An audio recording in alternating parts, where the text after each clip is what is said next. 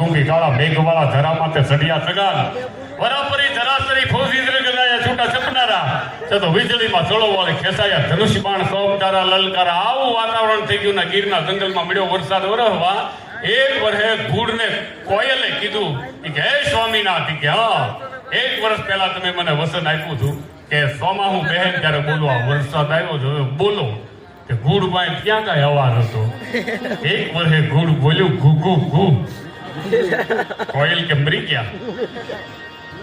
કવિની કલ્પના તે કવિ ત્યાંથી નીકળ્યા ને આખું દ્રશ્ય જોઈ ગયા અને કવિને એક દુહો લખી નાખ્યો કે મોર બપૈયા બોલ્યા ઉડીને ગયા વનવા કોયલ કે હું ગરમ હડી અમારે ઘોડની હારે કરવા હેલો હા ભાઈ બેનચાવાળા ભાઈ આવજો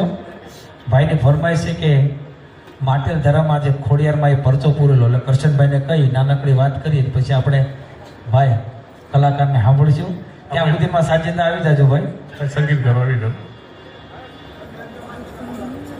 આવું સરસ મજાનું આયોજન કર્યું છે એટલો ખર્ચો કર્યો છે જે જૂની પેઢી બેઠી છે એને ખબર હોય નવી પેઢીને ઇતિહાસથી કંઈક માહિતી થાય અને જે સચ્ચ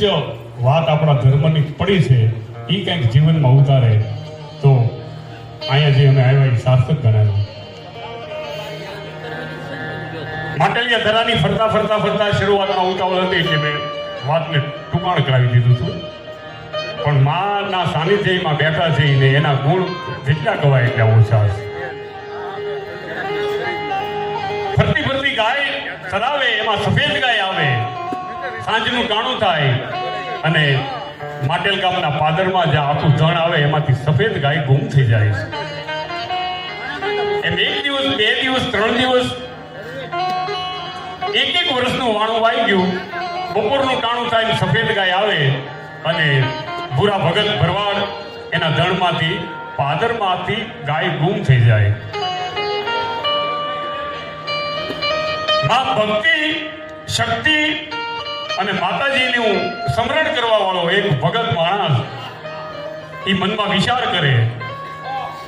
કે આ ગાય મારા ગામની નથી મારી પોતાની નથી બપોરના ટાણા આવે અને હાજે ગુમ થઈ જાય એક વર્ષનું વાણું વાઈ ગયું હવે આનું મહેનતાણું વ્રત કોની પાસે લેવી પેલા ગોવાળી આવો ઢોળ સરાવતા બીજાના અને એનું એક વર્ષે મહેનતાણું આપવામાં આવતું એક વર્ષથી આ સફેદ ગાયને હું સરાવું હવે આનું મહેનતાણું મારે લેવું કોની પાસે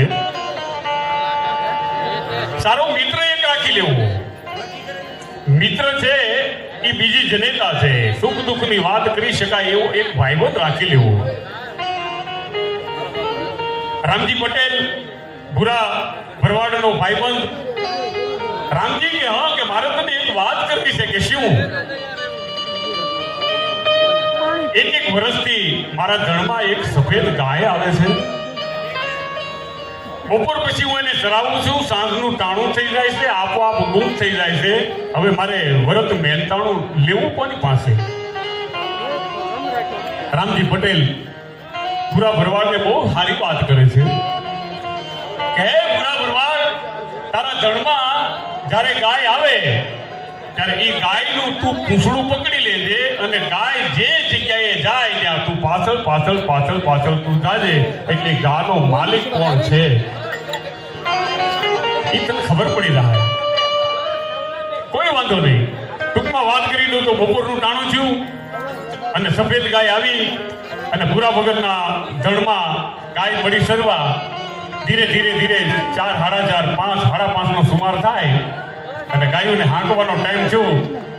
અને ભૂરા ભગતે સફેદ ગાયનું પૂંછડું પકડી લીધું